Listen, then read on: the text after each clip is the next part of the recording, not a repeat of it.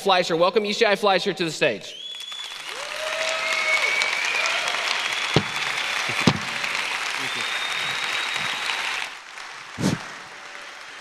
All right, stay on your feet for a second. Stay on your feet for just a second. Last week, I don't know if you caught it, I was on Piers Morgan. Did some of you see that?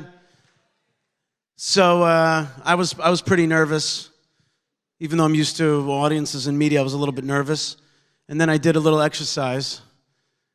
I thought about the movie that we just saw. I thought about all those people, and I felt their screams. I felt their tears. I let my knuckles get white. I got myself angry. I got myself feeling that I want to defend them, that I want to fight for them, that I don't want to let their voice go down without a fight. And I said, I'm fighting for you now. Let's take a second right now to just remember all those people. If we have a name in our heart, that's good. If not, just a general sense of what happened. But let's make a little declaration right now in our heart that we will not let their death be in vain. That's all we have to do. If we make their death count, then they would have died for something. If we let them go in silence, it's like it was worthless. They just were murdered. No, they will have woken us up. We will give them that honor. We will give their blood that honor. So we thank you, God Almighty, as my friend Ari said, for October 7th, for the awakening of October 7th. And give us the strength, God, to honor their death, to honor their blood by making it meaningful. Amen. Take a seat. Thank you very much to Ayovel. Thank you to the Israel guys. Can I tell you what I love about Hayovel? Action. I love action. I love action. My whole life is about loving action. I could have been a lawyer in New York City. And that's okay. There's action there. But I wanted to be in Judea. And I've spoken to many non-Jewish groups, many Christian groups. Some of them come to Israel and sit all week in a hotel and hear important lectures from important people. And that's nice. That's real nice. But as I was walking around the floor before, people were saying to me, hey, Yishai, I came to work with you in Hebron. I cleaned up the tomb of Ruth and Yishai, Ruth and Jesse. My son was there. My son stubbed his toe there. He bled in Hebron. Because the Israel guys in Hayovel are about action, about pruning those vineyards in Samaria. That's action. Having dirt underneath your fingernails, the dirt of the land of Israel, that's action. That's what I love about these guys. And I'm friends with people of action. So I want to thank you so much, Israel guys, Hayovel, the Wallers, for being people of action and letting me being part of your action and you being part of my action. Thank you. I want to thank a lot of other action people here. Troy Miller, my good friend Julie Cerrone, Michelle Bachman, Governor Bill Lee, Pastor Stearns, and many other pastors that I heard before that are part of this action. And of course, we would be remiss if we didn't give a real man of action a big applause, and that's Dave Ramsey, for being a man who stepped it up. And I want to say that we're all in his debt, but he doesn't like debt. So the way we're going to repay that debt to Dave and his wife is that we're going to be people of action. We're going to take this, push it forward, move it forward. You know, I asked him today, I said, why do you keep doing what you're doing? He says, I'm still enjoying it. I'm still pushing it out. But he didn't say it, but I could tell in his eye, he's a man of action. He wants to help other people live better lives. He still wants to push it out there. And so the way we're going to repay the debt to Dave is that we're going to be people of action. That's what this talk is about today. It's about action. First thing, Victor Hugo once said, nothing is more powerful than an idea whose time has come. Are you familiar with that phrase? Nothing is more powerful than an idea whose time has come. Sometimes an idea just ripens. But today in Nashville, we're going to say, nothing is more powerful than a prophecy whose time has come. We are living in a time of prophecy. We're living in a time of the most amazing prophecy. God said over 2,000 years ago that the Jewish people are going to be dispersed. And they're going to touch all the different nations. They're going to be out there. They're going to learn something. They're going to give something. And you know what I call that? I call that the time of the tabernacle. The tabernacle is like a temple, but it's roving, right? It roves around. It moves around. It stops here. It stops there. Cloud lifts. You go. That's the tabernacle. That's the last 2,000 years. The last 2,000 years have been years of tabernacle. But now God says, let's traverse from tabernacle to temple. Jerusalem is the center.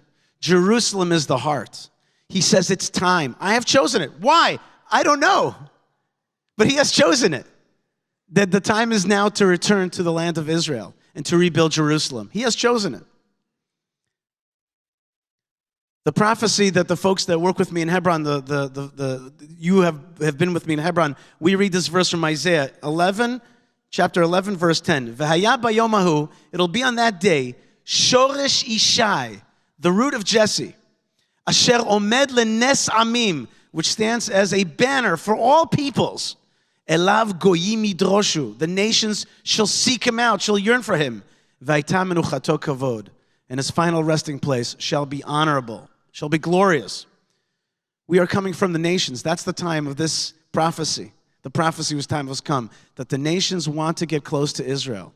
You know, when Jewish people are in dispersion, so you go to France, and you're in dispersion in France, so France says to you, okay, learn the Napoleonic Code, learn our liberté, learn our stuff. You come to America, they say, our founding fathers, learn about Lincoln, learn about Jefferson, learn about these things.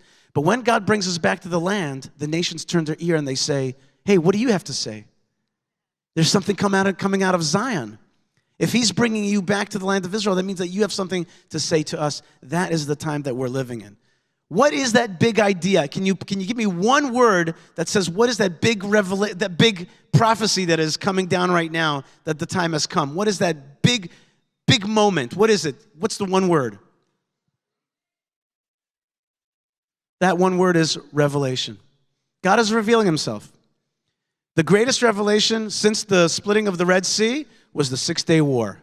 God said, we were talking about us saying Hineni. God's like, Hineni, here I am. He reached his hand down. He's like, Jewish people back in the land of Israel. And gosh, we do everything to not notice him. But he's like, I'm here. I am here. The Bible tells us not to trust our eyes. You know what I'm talking about. You got to watch out. You can't eat every cookie you see. You know what I'm talking about. You got to watch out. You can't trust your eyes, except for one thing you could trust your eyes on. It says also in the book of Isaiah, eye to eye shall God be seen in Zion. When you see Jerusalem, believe it. Believe it. There's a part of Jerusalem where I drive visitors. I go, you see this? You can see now all of Jerusalem from here. I say, this is the biggest Jerusalem that ever existed. This is the big one. Look at it. There is no greater revelation than Jerusalem on this earth, than the rebuilding of Jerusalem. That is God's revelation. That's another word for revelation. You want to say another word for revelation? Just say Jerusalem. By the way, I was going to say this later in the talk, but I'll say it now. I have a simple suggestion for everybody here. Do you know what direction Jerusalem is in your house? You know exactly? Turn your heart to Jerusalem when you pray. That's what we do. I'm always taking out my app. Where's that Jerusalem? Where's that Jerusalem? I turn my heart towards Jerusalem. There was a rabbi who was asked once by a soldier who was going to be conscripted to the Russian army for like 25 years. They were Cantonists, it was called. He said, Rabbi, I can't do anything. I won't be able to do anything. He said, just turn your heart towards Jerusalem. If you could do one thing, turn your heart towards Jerusalem. There are forces out there that want to silence this revelation. And that's why this conference is not just about Israel anymore. I thought it was going to be about Israel. I was coming to speak to you about Israel. But it turns out that this conference is about America. I thought I was going to talk to you about Israel. I didn't know that all kinds of forces were going to shut you down, not let you hear these talks, not let you have freedom of speech, freedom of congregation, freedom of religion. I realized that this conference is really actually about America, about your future. There are forces out there that want to silence us. So we're going to fight through that. Now, the next part of this talk, I'm going to go through the past, the present, and the future. Okay? You ready? All right. The past. There were great men and women whose mamas read them the Bible. When you read the kids the Bible, when the mamas read the kids the Bible, you get healthy generations. At the very moment of the apex of British power, when the British were in charge of, the sun never set on the British Empire. At that moment, there were men who were Bible-believing folks. They were Christian folks who were like, wait a minute, we're the most powerful nation on earth. What do we use this for? I know. Let's restore the Jewish people to the land of Israel. It was called restorationism. Restorationism. These men included Lord Arthur Balfour and Lloyd George, and I read a lot about them. And you know what? Most important aspect of their life? Their mamas read them the Bible. They knew the Bible. And they sought to restore Israel to its rightful place, to recognize Jewish rights in Judea. And then immediately when they decided to do that, that's when England beat back the Turks, the Ottoman Empire, liberated Jerusalem. General Allenby got off his horse. If you remember, Kaiser Wilhelm II was coming into Jerusalem a few years previous. When he came with his horse to the old city walls, he's like, I'm not getting off my horse. Break the walls. Break the walls of Jerusalem. Me and my horse are coming in. They literally broke the walls. You know where Jaffa Gate is, where you could drive in? That's where Kaiser Wilhelm broke the walls of the old city. When Allenby came, it was Hanukkah 1917. When he came, he got off of his horse in order to show the difference. And he walked in, holding his horse, into the Jaffa Gate to liberate Jerusalem and to restore it to the Jewish people. Recently, we had a president named Donald Trump. He recognized Jewish rights in Judea. He was like, you know what? I think we should tell the world. I think the Jewish people are from Judea, and America should recognize that. He did that. He also shrank the UN and other forces that want to shrink Israel. There's, by the way, I have a new concept called Israel shrinkers. The Biden administration, they're Israel shrinkers. I don't know if he wants to destroy Israel, but he certainly wants to shrink it. That's for sure. There's Israel shrinkers out there. President Trump was not an Israel shrinker. He also helped, actually, as at the last days of his presidency, allowed for a new concept to come into this world, a brilliant concept. It was called the Abraham Accords. Abraham Accords. Why is that important? The very name Abraham Accords was one of the most important things about the Abraham Accords. Okay? By the way, who came up with the name Abraham Accords? It was like a Puerto Rican 3-star general who ran into the room and is like, hey, I think this thing that we're about to do should have a name, and I think it should be the Abraham Accords. And President Trump was like, shouldn't it be the Trump Accords? And he's like, Abraham Accords. All right, Abraham Accords. The Abraham Accords is a fight against the very biggest lie that's out there, is that the Jewish people are colonialists, are thieves of the land. And so therefore, Abraham Accords says, no, this is an ancient people from this land. So the Abraham Accords has a vision for peace. You want a vision for peace? People ask me all the time, what's your vision for peace? I get that all the time. I say to them, it's so simple. People don't want to hear common sense. So I said to them, here's some common sense. A Jewish people on their land, surrounded by Arab peoples on their land, working together for the Abrahamic region. Simple, right? A strong Israel in a region with other peoples living in their land. Good. They should live in their land. Let's work together for regional peace. Of course, anti-jihad. We'll get to that. The Abraham Accords is a vision for that. So that is some of the past great people who did good things for Israel. But today, we have a day where the Bible is forgotten. Actually, some people are forcing it to be forgotten. I want to remind you that at Harvard, about 200 years ago, they used to study the Bible in Hebrew. In Hebrew at Harvard. I dare you to go to Harvard campus today and ask people about basic Bible literacy. They won't know it. They don't know it. We live in a time where Israel is portrayed as a villain, where the American government seeks to shrink Israel, pays her enemies billions of dollars. Billions of dollars. The Obama and Biden administration sent over $250 billion plus, billion with a B, to Iran while they were calling for the destruction of Israel. We also have a questionable axis emerging in this world. China, Russia, Iran, and maybe even parts of this country are not on the side of goodness and morality. And that's an axis that's starting to control this world. With America not being a strong pillar, the world is tilting towards evil. That's not so great. What about Israel? Israel was founded in secular socialism by Jews who were far away from God. Why did God create Israel through secular socialism? Why did God use totally, seemingly godless people to move the ball forward? Well, maybe he needed the Jewish people to come out of 2,000 years of exile and learn about farming and military and language and economy. We needed to breed back in those characteristic traits. And so God started Israel off through a secular national state. And now we are bringing the faith back.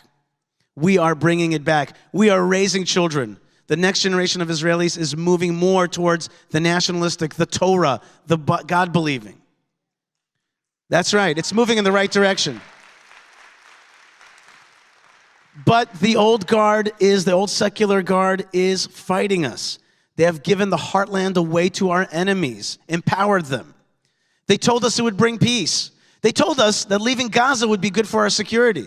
We were in Gaza in 2005. My wife and I, we were down there protesting, make sure that Israel will not leave Gaza. And you know what the Arabs there were telling us? Don't leave. You don't understand. Oh, did I mention Michelle Bachman? Did I mention? God bless you as well.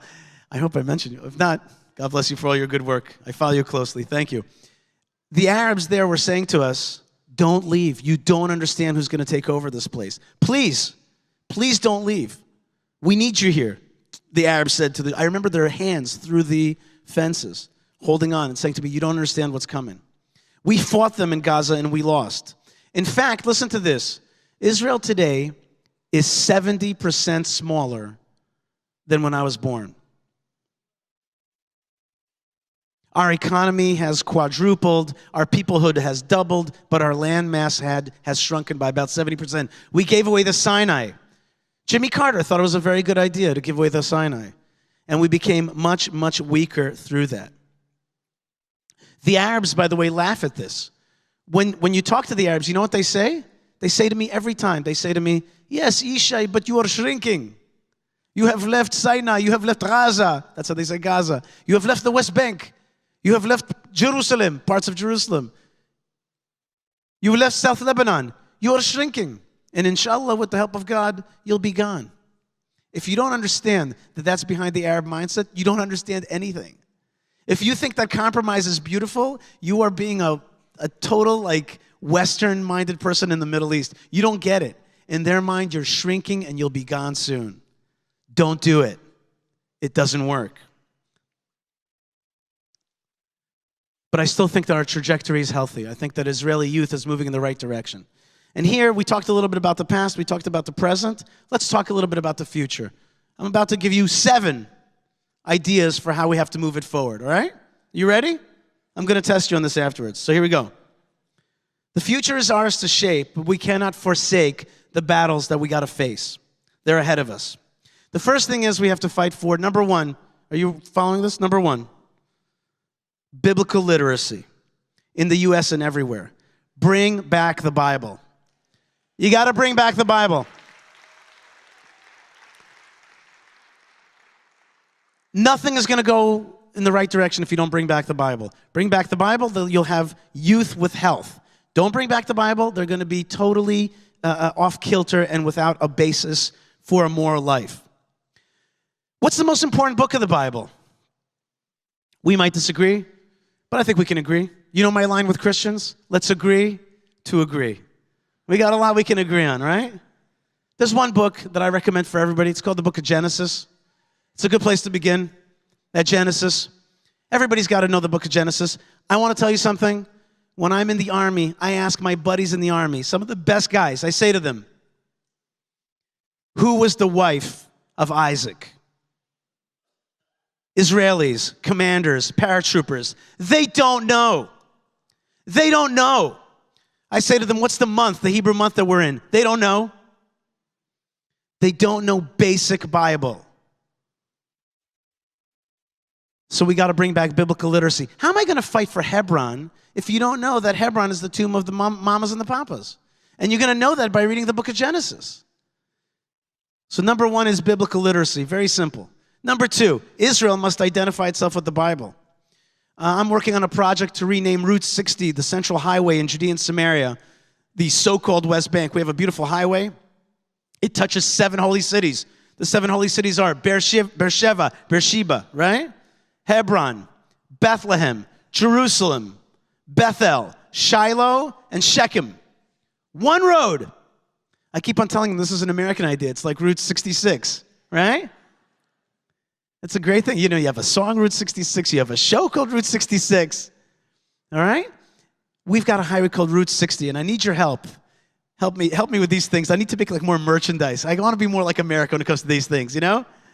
I was in Texas. I bought like Route 66 merchandise. I showed everybody. I'm like, we got to do this. This is the biblical highway. We have to identify ourselves. When you come into the Israeli airport, I judge places by its airport. That's how I judge places. If when you land in New York, you know you're in New York. You land in Texas, you know you're in Texas. When you land in New Jersey, you're like, I don't know where I am exactly, okay? I'm from New Jersey, that's okay. When you land in Israel, you're like, you're not exactly sure where you are because it doesn't say to you you're in the land of the Bible. Like the first thing you meet is like Israeli like beers and snacks and stuff. Like they're not marketing it well, okay? When you land in Australia, you know you're in Australia. They sell you a didgeridoo and a wombat and a kangaroo the minute you get out of the airplane, all right? We got to be like that. We got to help Israel identify with the Bible. So that's number 2. Number 3, here's a very simple piece of information which is important for you and your leadership. A strong Israel is good. A strong Israel is good for the region. A bigger Israel means less jihad, which is good for the Arabs. A bigger Israel means more Abraham Accords because the Arabs respect strength. Bigger Israel is good. Israel has to see itself as a power militarily in the region. I want to see Israeli ships patrolling all the way to the Persian Gulf and in the Indian Sea. I want to partner up with India. We'll talk about that in a second. I want a big Israel, a big one. I wanted to make sure that the bad guys like the folks in Yemen are in control and the pirates in Somalia. I want to make sure that those guys are batted down for the good of the whole region. Who's going to do it? It's got to be Israel. Israel's got to grow into the boots of being a big country. It's just got to accept that. It's got to be strong economically. It's got to be strong in tourism. By the way, how many tourists does Israel get a year? About 4 million, the best year. How many does Turkey get a year? 54 million. Hello, Israel, wake up. It's time to be the Holy Land that everybody wants to come visit. Okay? You got to own that. Own your Holy Land status and make sure it's safe and make it a little cheaper as well. That would help also. Okay, so the first one was biblical literacy. Second thing, Israel must identify itself with the Bible. 3 is that Israel has to be big. Big is good. I don't have to tell you guys. Big is good. Look at this. Dave, am I right? Big is good, right? Number 4, this is very important for Michelle and the company.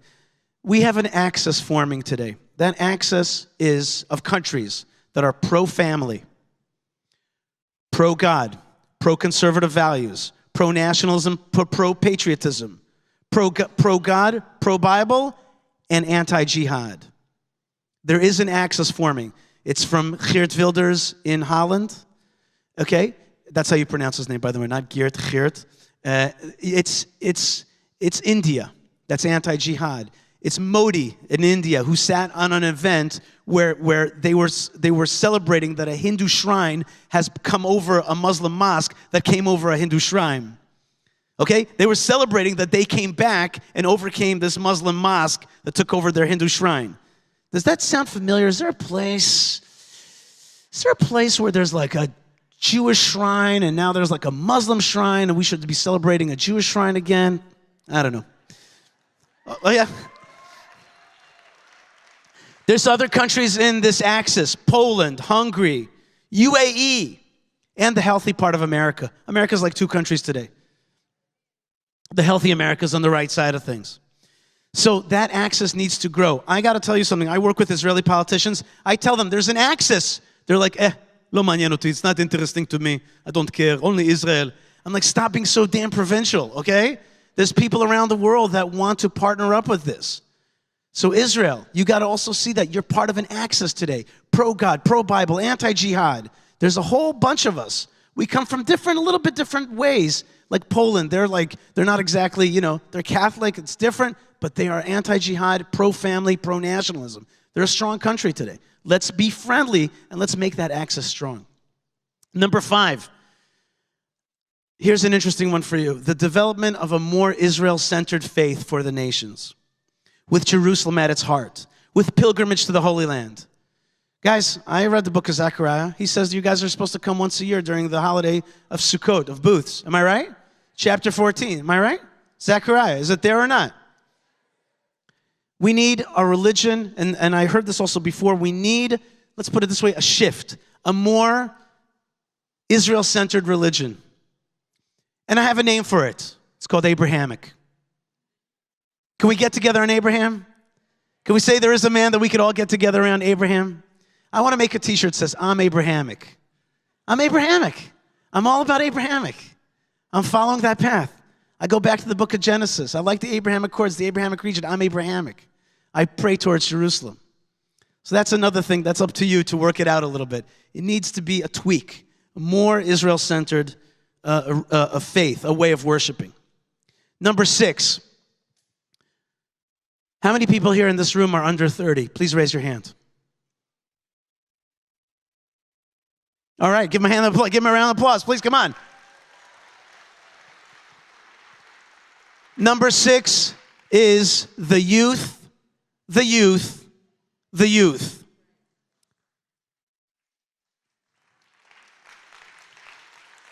We got to work on the next generation. It is a fact that young Americans coming from biblical homes are losing it. You know, it's really hard to defeat the Instagrams and the TikToks. You know, studies have shown that TikTok shows you 100 or up to 1,000 to 1 pro-Hamas messages than to Israel messages. They're out there working to brainwash your kids. They've stolen your campuses. It's real. You got to get off your whatever and realize this is not a joke. They're taking over the kids' minds. Everybody in this room has got to make it an absolute priority. The youth, the youth, the youth. And if we're just talking amongst ourselves, God bless all of you guys, but if we're not talking about the youth, then we lost. Make a decision right now for the sake of the people that died that we're going to work on the youth. We're going to turn them on. We're going to connect them. We're going to make sure they fly to Israel, see the real thing. We're going to connect them all the way to the Bible. We're going to make sure they know Genesis. We're going to talk about it at the table. We're going to turn off the screens and get back to biblical literacy and get our kids back. Finally, number 7, I was going to be cute, and I said 7 is the holy number. That's the number of the Sabbath. I said, remember Hashem. But then I remembered in Judaism, do you know we say that there's something comes before Torah? Do you know what comes before Torah? Does anybody know? That's right. In English, common sense. Common sense comes before Torah, according to Judaism. First, you got to have common sense. If you don't have common sense, you're not going to have Torah. Israel, stop giving your land away to your enemies. That's dumb, okay? Don't do it. That's just common sense. Your enemies are going to take away your land, then they're going to build forward bases of jihadism and try to destroy you. Don't give away your land. That's dumb. It doesn't work. Don't try to sell it to me. I love these new ideas. Did you hear Gaza is going to be now taken over by the Palestinian Authority? Gosh, you got to be really smart to figure that one out. That's how it happened in the first place. In 2005, we gave it to the PA. And they elected Hamas. And that's what we got. So come on. Here in America, we got to elect good people. You got to elect good people. I think, Michelle, I think there should be like a contract with politicians. Be like, are you going to sign this pro-Israel contract? No, we don't want you. This is what, do you believe in these things? Yes? Good. We got to elect good people on every level. On every level. On every level, including city and municipal level. Every single level. All right, and with that, I want to tell you that God may God be with us. This is not only a feel-good conference. Okay, this is a feel-good conference. But there's more than just feeling good. We got to know that we have arrived for a time such as this. For a time such as this. I want to bless you that you come out of this conference ignited and excited for action to move it forward. This goes right back to how I started with Hayovel. It's about that earth underneath your fingernails of the Holy Land. May God give us strength, and may God bless you, and may God bless this great country. May God bless the Jewish state, the land of Israel. Amen.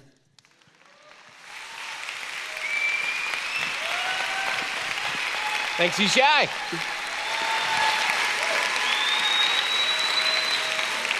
Who's inspired